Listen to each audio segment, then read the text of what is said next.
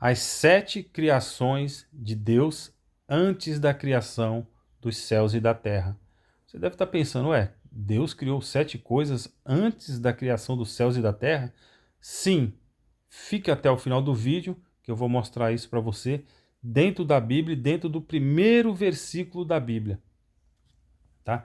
Estou aqui com a literatura, né? E a palavra Bereshit, meus irmãos, que você conhece, foi traduzida na sua Bíblia no princípio. O que dá a entender? Que ali foi o princípio de tudo, mas não é bem assim. E eu vou mostrar para vocês, né, com a ajuda dessa literatura. Diz assim: no início criou Deus os céus e a terra. Gênesis 1:1. Logo na primeira palavra do livro de Gênesis, no seu original em hebraico, temos muitos segredos escondidos. O termo inicial, Bereshit, costumeiramente traduzido como no início, sofre com as traduções nas línguas ocidentais. Para que tivéssemos um início determinado como o início, o termo usado em hebraico deveria ser Bareshit. Bareshit e não Bereshit, como está na Bíblia. Porém, a palavra que aparece é Bereshit. Isso nos mostra que, na verdade, não é no início, mas sim em um início. Então, olha a diferença. Na nossa Bíblia está no início, mas a tradução correta seria em um início. Criou Deus os céus e a terra. Um início em um tempo completamente indeterminado. Pode parecer irrelevante, mas tal afirmação revela que no início de todas as coisas, conforme relatado na Bíblia, não foi um início único, ele foi apenas um início entre outros inícios. Olha o que os sábios dizem. Os sábios nos contam que antes da criação, da realidade onde estamos inseridos, houve outros 7 inícios, ou seja, Deus criou 7 coisas antes do que é relatado no livro de Bereshit, no livro de Gênesis. Essas coisas aparecem do nada no Tanar, o que nos revela que já existiam antes de todas as coisas. O entendimento de alguma delas pode nos trazer algumas revelações. Agora nós vamos para a primeira criação de Deus antes dos céus e da terra. Se lembre que Deus criou 7 coisas, então nós vamos mostrar a primeira. A primeira coisa que Deus criou antes dos céus e da terra foi o trono da glória de Deus. Aparece inúmeras vezes na Bíblia, mas não é relatada a sua criação, pois já existia antes de Bereshit, antes do princípio. O trono da glória foi criado antes da criação do mundo. É através dele que o povo de Israel, o povo de Deus, poderá reconhecer ao verdadeiro Deus, poderá distinguir o verdadeiro profeta do falso profeta. Existe um debate logo no Midrash Bereshit Rabbah se realmente o trono foi a primeira criação. A conclusão vem através de um salmo. O salmo diz: seu trono se mantém firme desde a antiguidade. Ele existe desde a eternidade. Salmo 93, versículo 2. O versículo acima afirma que o trono existe desde toda a eternidade. Sua criação precedeu tudo aquilo que o ser humano tem ciência e apenas o nome do Criador está acima de sua importância. Concentra toda a glória, o poder, a soberania e o controle, a realeza, a força do Criador. Será através dele que todos os povos verão o quão grande é aquele que criou todas as coisas. Então essa foi a primeira criação de Deus. Agora vamos para a segunda criação de Deus. A segunda criação de Deus é o quê? A Torá, a sua lei. Os sábios dizem que Deus é como um engenheiro, um arquiteto, que desenvolveu e criou todo o universo. Todo o projeto tem basicamente 3 passos. O primeiro é a idealização, o segundo é a planificação e, por último, a realização. A Torá, a lei que você conhece como lei de Deus, possui 3 momentos na história. O primeiro é justamente o momento em que estamos abordando. Como todo bom construtor, Deus primeiramente idealiza toda a sua obra, então ele constrói uma planta, ele mostra um projeto segundo o qual todas as coisas funcionarão, e neste momento em que ele cria a Torá, em que ele cria a Torá para que através dela ele possa criar todas as coisas. A Torá não é apenas um livro, mas é a vontade e a idealização de Deus sobre toda a criação, como a natureza, os animais, os astros, se portarão de acordo com a vontade de Deus. Essa vontade nasceu nesse ato. Quando Deus cria a Torá, ele estabelece toda a sua criação, como toda a sua criação se portaria e o obedeceria. Caso ele criasse todas as coisas sem estabelecer essas regras, o mundo seria uma total bagunça. Realmente, sem lei, o mundo é uma bagunça. Adonai me criou, né? Aqui um versículo de Provérbios. Criou quem? A Torá. No começo do seu curso, como a primícia de seus trabalhos na antiguidade. Provérbios 8, 22. O segundo momento da Torá se dá no final da criação de todas as coisas, conforme relatado no livro de Gênesis. E Adonai abençoou o sétimo dia e o santificou, pois nele Deus terminou o que ele criou para fazer.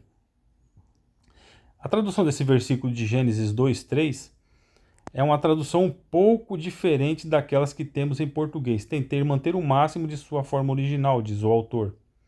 Mas mesmo assim fica muito estranho. Como assim Deus terminou o que criou para fazer?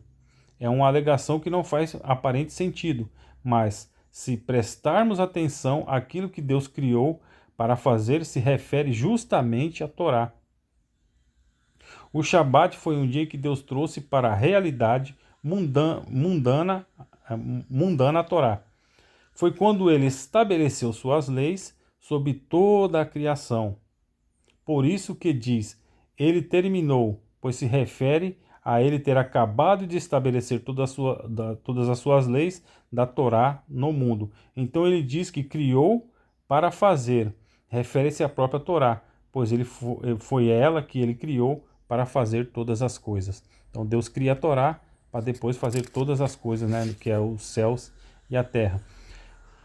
A terceira criação de Deus, o templo sagrado, ou como nossos irmãos judeus dizem, o Beit HaMikdash. O templo sagrado já é revelado em sua íntegra ao rei Salomão. No momento em que ele resolve construí-lo, o projeto, a ideia e a idealização nas esferas espirituais já haviam sido estabelecidas por Deus. Ele só precisou pegar a planta do templo e entregá-la nas mãos de Salomão. O templo representa o trono da glória nessa terra. É o lugar onde preparará o povo para o cumprimento das leis de Deus e o ápice da santidade. Para que o ser humano pudesse ter um mínimo de entendimento a esse respeito, o templo precisou ser criado. Olha o que diz Jeremias 17:12. O trono da glória, exaltado da antiguidade, no lugar da santidade, o lugar do Beit HaMikdash. O santo templo é o lugar onde a santidade e a glória do trono de Deus descansam, por isso foi criado depois do trono da glória. Quarta criação de Deus antes dos céus e da terra. A Techuvá, o quê? Que nós conhecemos como arrependimento. A Techuvá, que é uma tradução direta, significa arrependimento, né? Resposta. É uma ação e não apenas um sentimento, assim como dar resposta. É uma ação por parte de quem a dá, não apenas um sentimento. A verdadeira Techuvá, o verdadeiro arrependimento, o retorno a Deus, é tomar os caminhos da Torá. É uma decisão de mudança de vida perante o Criador. Ele não é dado como um remorso apenas, mas ela representa toda a coletânea de erros que uma pessoa comete na vida e, como resposta, essa pessoa larga tudo aquilo que é abominável perante Deus e resolve mudar de vida, deixando os antigos costumes para trás e seguindo a vida de acordo com a vontade de Deus. A Techuvá foi criada por Deus para que andasse em paralelo com a Torá, pois sem um ou o outro não existia. Não existe arrependimento sem Torá, sem lei de Deus. Sua criação foi para que o homem sempre tivesse uma porta aberta ao trono da glória. Agora vamos para a quinta criação de Deus antes dos céus e da terra. O jardim do Éden. Isso mesmo, meus irmãos. Deus criou o jardim do Éden antes dos céus e da terra. Diz assim: o jardim do Éden representa a terra de Israel, a Jerusalém restaurada, é claro, e a era de Machia, do Messias, o momento em que toda a criação de Deus estará diretamente sob seu governo, onde reinará a paz, onde todos terão a vida eterna e será conforme Deus idealizou na sua criação. A criação da era do Messias é o plano final de Deus para a humanidade. É o ápice objetivo de que todos creem em Deus. Esse conceito foi criado, pois representa a idealização do Criador em relação à coroa da sua criação, o ser humano. Agora vamos para a sexta criação de Deus antes dos céus e da terra, o Gehinnom, ou como você conhece, o inferno. Aquilo que conhecemos como inferno não é bem o lugar criado por Deus. O inferno é um lugar de punição e o lugar onde as almas dos que viveram uma vida longe dos caminhos do Senhor serão colocadas. É a contramão do jardim do Éden. Enquanto uns ressuscitarão e viverão a era do Messias, a maioria será lançada no inferno. Essa é a sexta criação. E a sétima criação? Glórias a Deus pela sétima criação. A sétima criação, meus irmãos, por último, é o nome do Messias. Diz aqui: por último, antes de todas as coisas, o Senhor Adonai cria o nome do Messias. Seu nome é eterno. Salmo 72, 17. O nome do Messias foi contemplado, pois está escrito: seu nome precede o sol. Midrash Rabbah. Então, o nome do Messias, o nome de Yeshua, precede o sol. Então, quer dizer o quê? Que ele foi criado antes dos céus e da terra. Glórias a Deus. Então, vocês acabaram de ver aqui, meus irmãos, que antes que Deus criasse os céus e a terra, ele criou essas 7 coisas. Que Deus abençoe a todos vocês. Se vocês gostaram do vídeo, compartilhe com outras pessoas. E até o próximo vídeo, em nome de Yeshua. Amém e amém.